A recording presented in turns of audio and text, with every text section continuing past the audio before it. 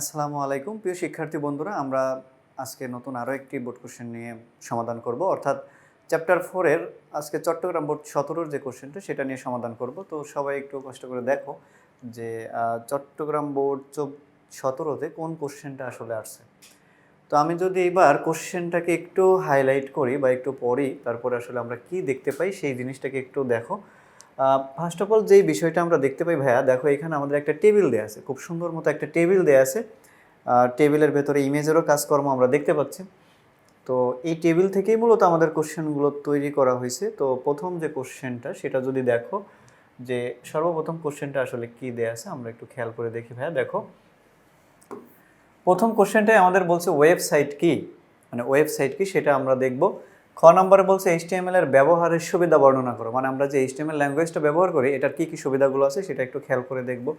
দেন হচ্ছে গ নম্বরে বলছে উদ্দীপকের test.html ফাইলটি তৈরি করার জন্য HTML কোড লিখো, অর্থাৎ তোমাকে এখানে একটা কিন্তু টেবিল দিয়ে রাখছে, তো এই টেবিলটাকে তুমি কিভাবে সমাধান করবে HTML এর মাধ্যমে সেটা আমাদের কোডিংটা করতে বলছে।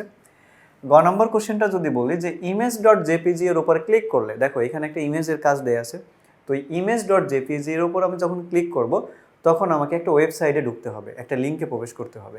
সেই লিঙ্কে প্রবেশ করার জন্য কি ওয়েব পেজে কি HTML কোড করতে হবে সেটার কথা এখানে বলা আছে।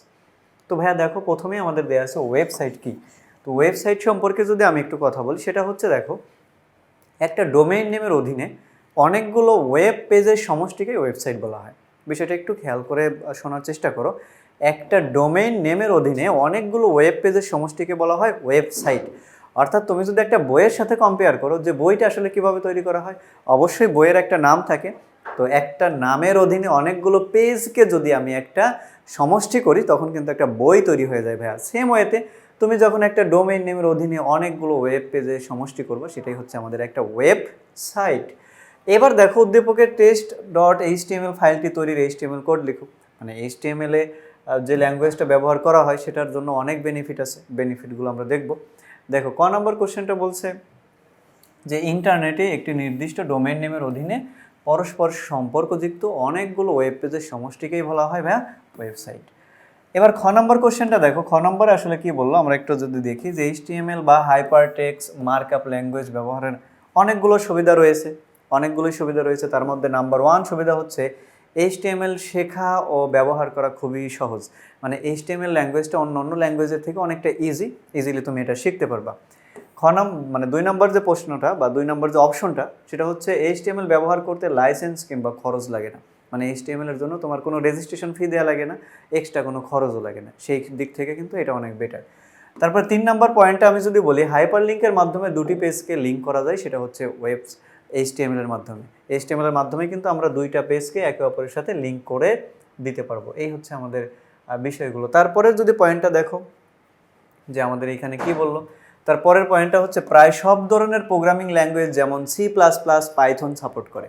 HTML প্রোগ্রামিং ল্যাঙ্গুয়েজটা, মানে HTML ওয়েবসাইটের যে ল্যাঙ্গুয়েজটা এমন, সেটা হচ্ছে সব ধরনের যে প্রোগ্রামিং ল্যাঙ্গুয়েজগুলো আছে যেগুলো দিয়ে সফটওয়্যার তৈরি করা হয় সবগুলো এখানে সাপোর্ট করে।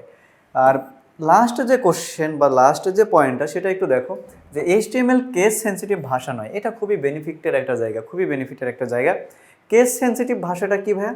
কেস সেন্সিটিভ ভাষা হচ্ছে যে যেই ভাষাগুলোতে আপনার সামান্য পরিমাণ যদি কোনো ভুল করে থাকেন, সামান্য পরিমাণ যে কোনো ধরনের ভুল করেন সেটা যদি আপনাদের কি মানে প্রোগ্রামটাই বন্ধ করে দেয়, প্রোগ্রাম রানই না করে, সেটাকে বলা হয় কেস সেন্সিটিভ ল্যাঙ্গুয়েজ। যদি আমি তোমাকে বলি যে হচ্ছে সি ভাষার ক্ষেত্রে একটু খেয়াল করো ভাইয়া, সি ভাষায় তুমি যদি এটা না দাও, এই সেমিকোলন চিহ্নটা না দাও, সি ভাষায় এটাকে বলা হয় স্টেটমেন্ট বলে।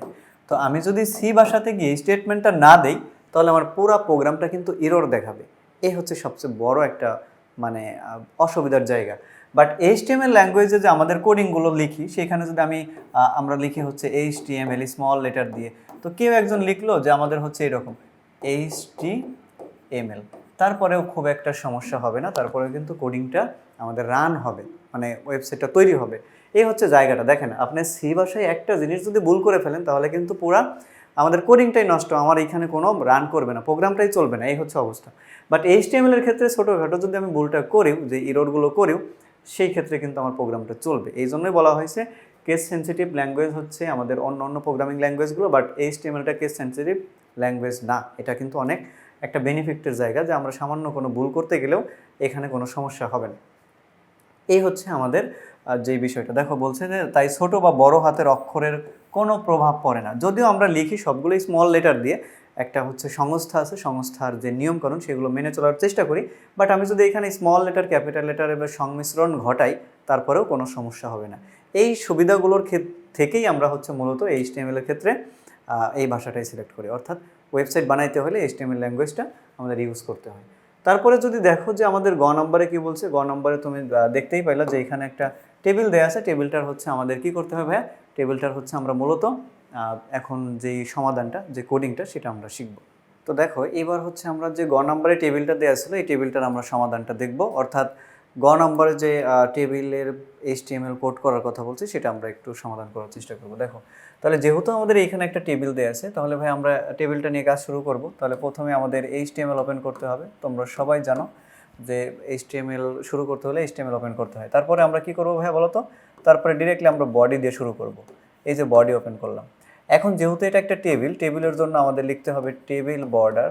এই যে লিখলাম টেবিল বর্ডার। এটার ভ্যালু কত হবে, ভ্যালু সব সময়ের জন্য 1 হবে। সেল স্পেসিং 0 চাইলে লিখতে পারবো, অথবা না লিখলেও কোনো সমস্যা নেই। এখন আমি যদি এই টেবিলটাকে ফুলফিল করার চেষ্টা করি, মানে যদি একটু দেখো ভালো করে, এখানে রো আছে কয়টা ভাই, দেখো রোকে একটু আইডেন্টিফাই করি। রো আছে হচ্ছে সব মিলায় এখানে 6টা। তো রো আছে এখানে আমাদের 6টা। তার মানে এই টেবিলটা আমরা যখনই শেষ করব আমাদের দেখতে হবে 6বার টিআর ওপেন হয়েছে এবং ক্লোজ হয়েছে কিনা, অর্থাৎ প্রত্যেকটা রোয়ের জন্য একবার টিআর ওপেন হবে, রোটা শেষ হওয়া মাত্রই একবার টিআর ক্লোজ হয়ে যাবে। এই হচ্ছে আমাদের মূল বিষয়টা আর কি। তাহলে আমি যদি এবার শুরু করি, প্রথম রোয়ের জন্য আমি এই যে টিআর ওপেন করে ফেললাম। ওকে ফাইন, টিআর ওপেন করা হয়ে গেছে। তাহলে প্রথম রোতে দেখো আমি যখনই এখানে দাঁড়িয়ে আছি, দাঁড়িয়ে দেখতে পাচ্ছি যে এখানে লেখা আছে টেস্ট রেজাল্ট, এই এতটুকু পর্যন্ত। কিন্তু এখানে কাহিনীটা ঘটছে কি ভাইয়া, দেখো এখানে কলাম কয়টা মিলিত হয়ে গেছে। দেখো এই একটা কলাম হওয়ার কথা ছিল একটা, দুইটা, তিনটা, চারটা, অর্থাৎ এই 4টা কলামের জায়গা দখল করে ফেলছে টেস্ট রেজাল্ট নামক যে টেক্সট লেখাটা আছে, 4টা কলামের জায়গা দখল করেছে। তো তুমি অবশ্যই জানো যে আমাদের যখনই কলামগুলো একত্রিত হয়ে যায়, কলামগুলো অনেকগুলো কলাম যখন একত্রিত হয়ে যাবে তখন সেখানে লিখতে হবে ভাই কল স্প্যান। কল স্প্যান অর্থাৎ কলামকে একত্রিত করবে, কল স্প্যান। কল স্প্যানের ভ্যালু কত হবে ভাই, কল স্প্যানের ভ্যালু হবে হচ্ছে গিয়ে 4। কেন 4 হইল, কারণ হচ্ছে সে 4টা কলামের জায়গা দখল করে আছে। এখন আমাদের যেই লেখাটা ছিল এই লেখাটা লিখতে হবে টেস্ট রেজাল্ট, টেস্ট রেজাল্ট। দেন হচ্ছে আমরা কি করলাম, এখানে টিডিটাকে ক্লোজ। তাহলে আমার কিন্তু এতটুকু কাজ করা অলরেডি হয়ে গেছে, আমি ঠিক এইখানে দাঁড়িয়ে আছি ভাইয়া। এখন দেখো এখানে দাঁড়িয়ে থাকার পর আমি দেখতে পাচ্ছি এখানে একটা ইমেজ লেখা আছে, মানে ইমেজের কাজ করতে বলছে। কিন্তু ইমেজের সাথে দেখো আবার কয়টা রো মিলিত হয়ে গেছে। দেখো এই একটা রো, মানে উপর থেকে একটা রো, 2টা রো, 3টা রো, 4টা, 5টা, 6টা, অর্থাৎ এই 6টা রোয়ের জায়গা সে দখল করে ফেলছে। এখান দিয়ে এরকমভাবে 6টা রো হওয়ার কথা ছিল, কিন্তু কোনোভাবে সেটা হয় নাই, অর্থাৎ 6টা রোয়ের জায়গা সে কী করছে ভাইয়া, সে 6টা রোয়ের জায়গার দখল করে ফেলছে।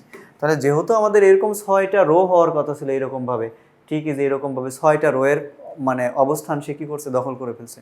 যেহেতু 6টা রো এখানে হয় নাই, তাহলে আমি কি করব, এখানে আবার আমরা টিডিটাকে ওপেন করব। ওপেন করার পর যেহেতু 6টা রো একত্রিত হয়ে গেছে, তাহলে এখানে লিখবো ভাইয়া রো স্প্যান। এই যে রো স্প্যান দিলাম, রো স্প্যানের ভ্যালু হবে 6। লেখার পর দেখো এখানে একটা ইমেজের কাজ করতে বলছি, ইমেজ। তাহলে আমাকে এখানে কি করতে হবে, ইমেজ ট্যাগ ইউজ করতে হবে। তাহলে ইমেজ ট্যাগের জন্য আমরা কি লিখবো, ইমেজ SRC। তারপরে হচ্ছে আমরা এখানে লিখবো পিকচার নেম। দেখো পিকচারের নেমটা ওইখানে সুন্দর মতো দেওয়া আছে, image.jpg, ওইখানে লিখে দেওয়াই আছে image.jpg। যেহেতু হাইট ওয়েটের মানটা বলে দেওয়া নেই, অর্থাৎ এখানে হাইট কত হবে, ওয়েট কত হবে, এই মানটা যেহেতু বলে দেওয়া নেই, তাহলে আমি এগুলো আর ইউজ করবো না। তাহলে ইমেজের কাজ করা শেষ ভাই। এখন কি করব, আমরা হচ্ছে টিডিটাকে ক্লোজ করে ফেললাম। এই যে টিডি ক্লোজ, অর্থাৎ আমাদের কিন্তু প্রথম যে রোটা ছিল, অর্থাৎ প্রথম যে রোটা, সেই রোয়ের কাজ কিন্তু আমি অলরেডি শেষ করে ফেলছি। প্রথম রোয়ের কাজটা কিন্তু করা শেষ। তাহলে আমাকে কি করতে হবে ভাইয়া, এবার হচ্ছে টিআরটাকে ক্লোজ করে দিতে হবে। এই হচ্ছে আমাদের একমাত্র প্রথম রোয়ের কাজ। দেখো আলটিমেটলি আমরা কিন্তু প্রথম রোয়ের কাজটা শেষ করে ফেলছি, অর্থাৎ প্রথম রো শেষ। এরকম পর্যায়ক্রমিকভাবে আমাদের 6টা রো ওপেন করতে হবে, 6টা রো ক্লোজ করতে হবে। অর্থাৎ এরপরে যদি আমরা টিআর ওপেন করি, টিআরের ভেতরে থাকবে রোল, গ্রুপ, নেম, রেজাল্ট, এইরকমভাবে লিখতে হবে। তারপরের টিআরটাকে যদি আমরা ওপেন করি, তারপরে হচ্ছে এই যে 101, হিউম্যানিটিস, রাজা, A+, এই বিষয়গুলো লিখতে হবে। তাহলে আশা করি আপনারা এটা ভালো মতো বুঝছেন। তো এটা যদি বুঝেন, আমি এটাকে মুছে দিব। দেন হচ্ছে আমরা দ্বিতীয় রো নিয়ে কাজ শুরু করবো। হ্যাঁ দেখো, এবার যদি আমরা দ্বিতীয় রোটা নিয়ে কাজ শুরু করি, দেখো তাহলে দ্বিতীয় রো নিয়ে কাজ শুরু করতে হলে আমার কি করতে হবে, আমার আবার এইখানে টিআরটাকে ওপেন করতে হবে। তো টিআর ওপেন করার পর আসলে আমরা কি করব, দেখো টিআর ওপেন করা হয়ে গেলে আমরা আসলে এখানে কি করব, আমরা এইখানে আবার টিডি লিখব। টিডি লেখার পরে দেখো ভাইয়া এইখানে হচ্ছে আমরা দ্বিতীয় রো নিয়ে কাজ শুরু করছি। দ্বিতীয় রোতে রোল, গ্রুপ, নেম, রেজাল্ট এইগুলো নিয়ে কিন্তু আর কোনো সমস্যা নেই, সব কিছু ঠিকঠাক মতো আছে। তাহলে টিডি লেখার পরে আমি এখানে লিখব রোল, তারপরে টিডি ক্লোজ। তারপরে দেখো ভাই আবার হচ্ছে আমি এখানে দাঁড়িয়ে আছি, তারপরে আবার এখানে টিডি ওপেন করব। টিডি ওপেন করার পরে এখানে লিখব গ্রুপ, তারপরে আবার হচ্ছে ভাই টিডি ক্লোজ। তারপরে সামনে আছে নেম, তাহলে আবার আমরা এখানে টিডি ওপেন করলাম। টিডি ওপেন করার পরে এখানে লিখলাম নেম, দেন হচ্ছে টিডিটাকে ক্লোজ করে দিলাম। আবার দেখো তার সামনে কি আছে, রেজাল্ট, তাহলে আবার আমি এখানে টিডিটাকে ওপেন করলাম। ওপেন করার পর এখানে লিখলাম হচ্ছে রেজাল্ট, দেন হচ্ছে টিডিটাকে ক্লোজ করে ফেললাম। এবার দেখো এই রোতে কিন্তু আর কোনো আমাদের হচ্ছে তথ্যগুলো নাই, অর্থাৎ ইমেজের কাজটা কিন্তু আমরা আগের রোয়ের সাথে করে ফেলছি, অর্থাৎ রো স্প্যান দিয়ে আগেই করে ফেলছি। তাহলে যেহেতু করা হয়ে গেছে, এখন আমাকে কি করতে হবে ভাইয়া, এখন আমাকে টিআরটাকে ক্লোজ করে দিতে হবে। এই যে টিআরটাকে ক্লোজ করে দিলাম।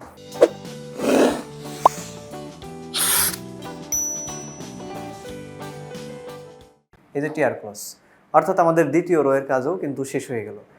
এবার দ্বিতীয় রোয়ের যদি কাজ শেষ হয়ে যায়, এখন আমরা কি করব, এখন তৃতীয় রোয়ের কাজ শুরু করব। তৃতীয় রোয়ে কি আছে, 101 হিউম্যানিটিস, রাজা, এ প্লাস, একই তথ্যগুলো কিন্তু একই তথ্য, মানে একই ফরম্যাটটা, শুধু তথ্যগুলোকে আমরা একটু চেঞ্জ করে দেবো। তাহলে দেখো এখানে যদি আমরা ফরম্যাটটাকে একটু চেঞ্জ করে দিই, তথ্যগুলো চেঞ্জ করার চেষ্টা করি, তাহলে দেখো জিনিসটা কত ইজি হয়ে যাচ্ছে। হ্যাঁ, তাহলে এবার আমরা একটু দেখি যে আসলে এখানে এটাকে কিভাবে করব।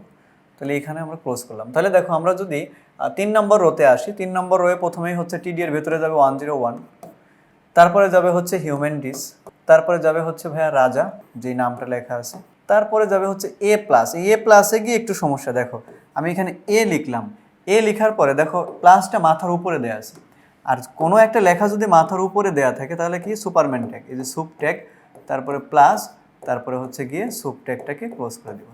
এই যে ক্লোজ করে দিলাম। ক্লোজ করে দিলে হবে কি, তারপরে হচ্ছে টিডি ওপেন করছিলাম, টিডি ক্লোজ করে দিলাম। এই হচ্ছে বিষয়টা ভাইয়া, আশা করি তুমি এটাও বুঝছো। প্লাস মাথার উপরে আছে, এই জন্য হচ্ছে আমরা সুপ ট্যাগ বা সুপারম্যান ট্যাগকে নিয়ে আসছি। তো এটাও যদি আমরা বুঝি, দেখো আমরা তারপরে যে 102 অর্থাৎ চতুর্থ যে আমাদের রোটা আছে সেটা নিয়ে এখন কাজ করব। তাহলে দেখি আমরা চতুর্থ রো নিয়ে কাজ করতে হলে কি করতে হয়। ফাইনালি এবার আমরা একটু দেখি চতুর্থ রো নিয়ে কীভাবে শেষ করব। দেখো চতুর্থ রো হচ্ছে এইটা, 102 হিউম্যানিটিস, ইভা এবং হচ্ছে বি। তারপরে 102 প্রথম যে তথ্যটা লিখলাম, তারপরে হিউম্যানিটিস, তারপরে হচ্ছে আমাদের লেখা আছে ইভা, দেন হচ্ছে বি। দেখো বি এর সাথে কিন্তু উপরে বা নিচে কোনো লেখা নেই, এই জন্য আমরা শুধু বিটা লিখে দিই। এই যে এটা হচ্ছে আমাদের চতুর্থ রো শেষ হয়ে গেল। তো এবার দেখো যে আমাদের হচ্ছে এখানে লিখলাম ইভা, অর্থাৎ টিডি ওপেন করলাম, ইভা লিখলাম, টিডিটাকে ক্লোজ করে দিলাম। এখন ইভার পরে দেখো আমাদের এখানে দেওয়া আছে বি, অর্থাৎ বি এর জন্য আমরা কি করবো ভাইয়া, আবার টিডি লিখবো, বি লিখবো, টিডিটাকে ক্লোজ করে দেবো। এই হচ্ছে আমাদের চতুর্থ যে রোটা, সেটা কিন্তু শেষ হয়ে গেল। এবার আমরা পঞ্চম রো নিয়ে শুরু করব। পঞ্চম রোতে দেখো 103 আছে, হিউম্যানিটিস আছে, জাবের আছে এবং এ মাইনাস আছে। তো এটার জন্য আমরা আসলে কি করব সেটা একটু খেয়াল করে দেখি। দেখো আমাদের প্রথমে আছে 103, তাহলে প্রথম যে তথ্যটা 103 লিখলাম, লেখার পরে হিউম্যানিটিস এটাকেও আমরা এখানে লিখে দিলাম। তারপরে জাবের লেখাটা এখানে লিখলাম যে তথ্যটা ছিল। দেন হচ্ছে এ মাইনাস, দেখো এ যেহেতু মাইনাস দেয়া আছে ভাইয়া, তাহলে আমাদের কি হবে, সুপ ট্যাগ মাইনাস, তারপরে হচ্ছে গিয়ে সুপ ট্যাগ ক্লোজ। অর্থাৎ তুমি একটা কথা মনে রাখবা, যখনই লেখা উপরে থাকবে সুপারম্যান ট্যাগ বা সুপ ট্যাগ, যখনই লেখাটা নিচে থাকবে সাব ট্যাগ বা সাবমেরিন ট্যাগ। এই কথাটা একটু মনে রাখতে হবে। তাহলে আমরা কিন্তু অলরেডি দেখো পঞ্চম যে রোটা ছিল সেটাও শেষ করে ফেলছি। এবার আমাদের ষষ্ঠ রো নিয়ে কাজ করতে হবে, অর্থাৎ 104 যেই মানটা দেয়া আছে সেখান থেকে আমরা শুরু করব। তো দেখো ভাইয়া, তাহলে আমরা এটাকে কিভাবে সমাধান করতে পারি সেটা একটু খেয়াল করে দেখি। এখন ষষ্ঠ রোতে দেখো প্রথমেই আছে 104, তো 104 লিখলাম। দেন হচ্ছে এখানেও হিউম্যানিটিস, তাহলে হিউম্যানিটিস লিখলাম এখানে। দেন হচ্ছে জনি, যে তথ্যটা দেয়া আছে লিখলাম জনি। তারপরে দেখো সি দেয়া আছে, তাহলে সি লিখলাম। এই হচ্ছে আমাদের প্রপারলি যে 6টা রো ছিল। একই কাজ যেহেতু বারবার হয়েছে, আমি এই জন্য মুছে দিয়ে দিয়ে বারবার করার চেষ্টা করছি, একটু বোঝানোর চেষ্টা করছি। তো আশা করি তোমরা এই টেবিলগুলো অনেক ইজি, কঠিন যে বিষয়গুলো ছিল প্রথম রোয়ের সাথেই কিন্তু সেটা হয়ে গেছে। এখন তুমি বলতে পারো যে একটা কোশ্চেন তোমাদের কাছ থেকে পাওয়া যায় যে ভাইয়া এখানে তো আমাদের ইমেজ ডট জেপিজি এই লেখাটাকে তো আমরা হচ্ছে এই রোগুলোর সাথেও করতে পারতাম, মানে নিচে যে দেখো অনেকগুলো রো আছে এই রোগুলোর সাথেও করতে পারতাম, কিন্তু একে কেন প্রথম রো এর সাথেই শুরু করছি? ভাই এই কোশ্চেনটা যদি তুমি বুঝো, মানে তোমাদের যে কোশ্চেনটা হয় যে আমি এটাকে প্রথম রো এর সাথে কেন করছি, যদি এটা ভালো মতো বুঝো তাহলে টেবিল নিয়ে আর তোমাদের কোনো সমস্যা হবে না। বিষয়টা হচ্ছে তুমি যখন এইখানে তাকায় আছো, দাঁড়ায় আছো, দেখো দাঁড়ানোর পর তুমি কিন্তু এখানে কোনো রো আর দেখতে পাচ্ছ না, কোনো রো কিন্তু দেখতে পাচ্ছ না, তুমি দেখতে পাচ্ছ ইমেজ ডট জেপিজি আছে। তাহলে এই যে ইমেজ ডট জেপিজি এটা প্রথম রো এর সাথেই কাজটা করে নিতে হবে। আমি যেহেতু বলে দিচ্ছি এখানে রো স্প্যান 6 হবে, তার মানে ইমেজ ডট জেপিজি পুরা 6টা রো মিলায়ে থাকবে। যখনই রো স্প্যান কল স্প্যান শুরু হয়, একটা কথা মনে রাখবা, যখনই রো স্প্যান কল স্প্যান শুরু হয় তখন যেখান থেকে শুরু হবে ওইটার প্রথম রো এর সাথেই কাজটা করে নিতে হবে। আমার রো স্প্যান কল স্প্যান শুরু হয়েছে এখান থেকে, এই জন্য প্রথম রো এর সাথে আমি কাজটা করে ফেলছি, এই রোগুলোর সাথে আর কোনো কাজ করতে হবে না। এটা একটু মনে রাখবে, এইটা মনে রাখলে তুমি টেবিলগুলো ইজিলি সমাধান করতে পারবে। তাহলে ভাইয়া দেখো এখানে যেহেতু আমাদের টেবিলের সবগুলো রো নেওয়া শেষ, এবার আমরা টিআর ক্লোজ করছি, দেন হচ্ছে আমাদের এখন টেবিলটাকেও ক্লোজ করে দিতে হবে। তারপরে আমরা কি করব, বডি ক্লোজ করব, দেন আমরা এইচটিএমএলটাকেও ক্লোজ করে দেব। এই হচ্ছে আমাদের গ নাম্বারের যে কোডিংটা ছিল, গ নাম্বারের কোডিংটা আমরা শেষ করলাম।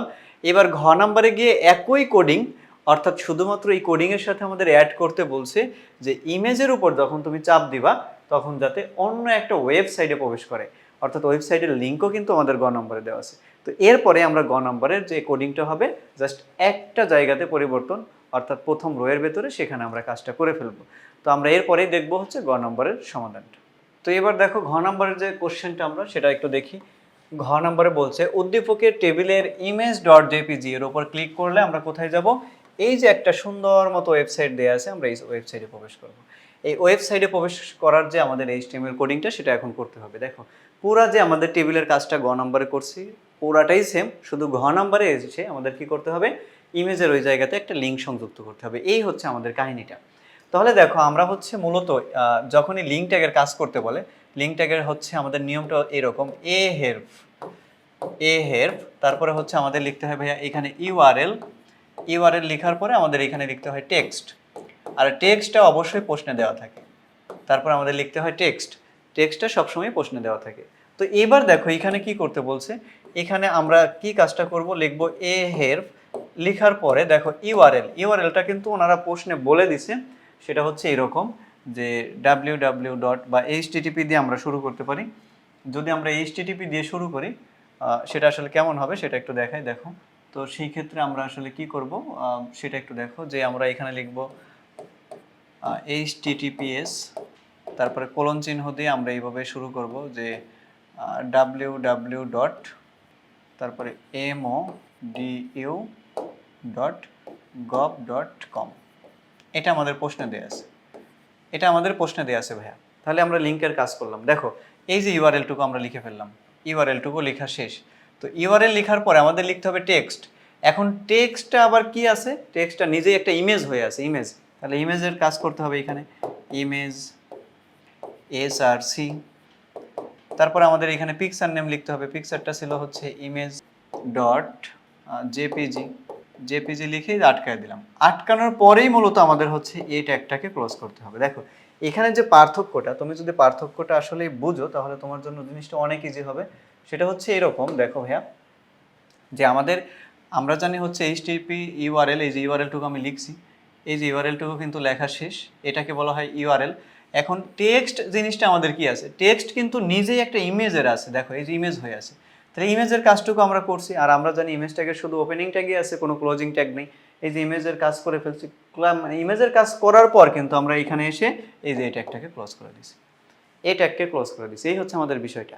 মানে আগে কি করতাম, আগে হচ্ছে আমরা লিখতাম ইউআরএল লেখার পরে একটা টেক্সট নর্মালি লিখতাম, সেটা গুগল হোক, ইয়াহো হোক, বা যে কোনো একটা আইসিটি লেখা হোক, এরকম লিখে আমরা এই ট্যাগকে ক্লোজ করে দিতাম। বাট এখন আমরা কি করব, এখন আমাদের কি করতে হবে, যে আমাদের ইউআরএলটা লেখার পরে আমরা টেক্সট হিসেবে লিখবো হচ্ছে ইমেজ, টেক্সট হিসেবে লিখবো হচ্ছে ইমেজ, ইমেজ লিখে আমরা এই ট্যাগটাকে মূলত ক্লোজ করে দেবো।